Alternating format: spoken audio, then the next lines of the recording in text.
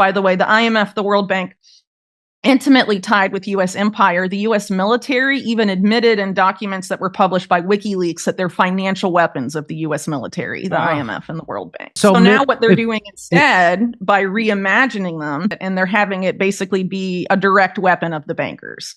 So instead of the bankers like buying up U.S. politicians and influencing U.S. empire and getting what they want that way, they're reimagining it to basically create this new economic system that we've seen bits of over the past few years. The idea of programmable, surveillable money, and also this idea of a voluntary carbon market. The goal of which is to have it be voluntary in name only, not unlike digital ID and all of that stuff. If you want to know more about this, you can look at the Glasgow Financial Alliance for Net Zero that was created by Mark Carney and Mike Bloomberg, which somehow the UN decided were the best people for the job of saving the planet. They're in charge of climate finance for the United Nations.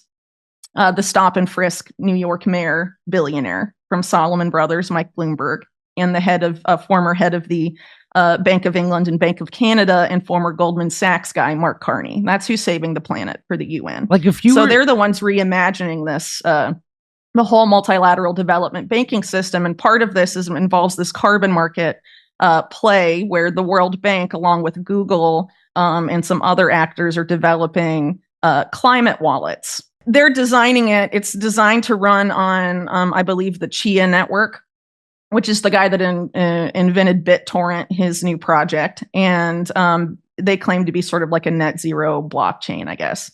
And basically the idea of it is for people to participate in the carbon market to come. And the idea of people being able to sort of like monetize nature.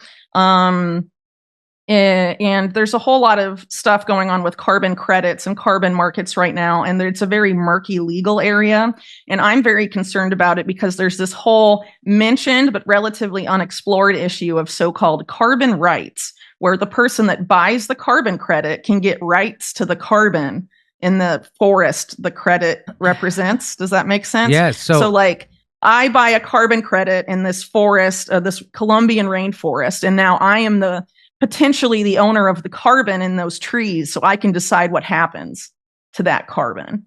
And the people that actually like own the land are like Colombians, they don't necessarily own it anymore, potentially. This is like this murky gray area, so it's opening the way up, I think, to some land grabs in the global south. So a lot of very disturbing things happening in carbon market land, and even under the idea of, reducing CO2 levels and all of that. The carbon market, as it's been functioning, just hasn't done that. It's been criticized by people on the left and the right.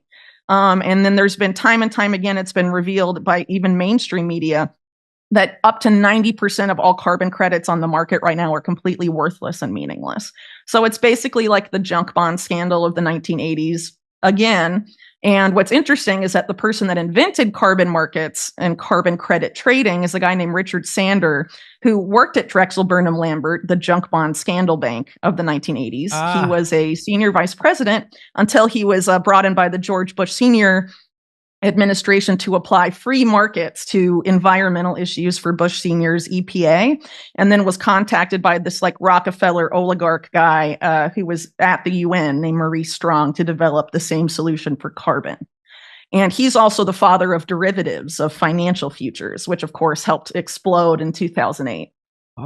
So the guy that invented all of that is the guy that invented carbon credit trading, and he also wants to make a market just like that for free water and free air, so you can, get basically taxed on that too. I think a lot of this we're going to be seeing going forward, this push to have economically destabilized countries in Latin America turn towards dollar-denominated stable coins. Like that's happening in Argentina, for example, because of like the issues with the peso there and how it's been devalued so much, even under Milei. People are flocking to dollars essentially, but like stable coins, either like Tether USDT or Circles USDC.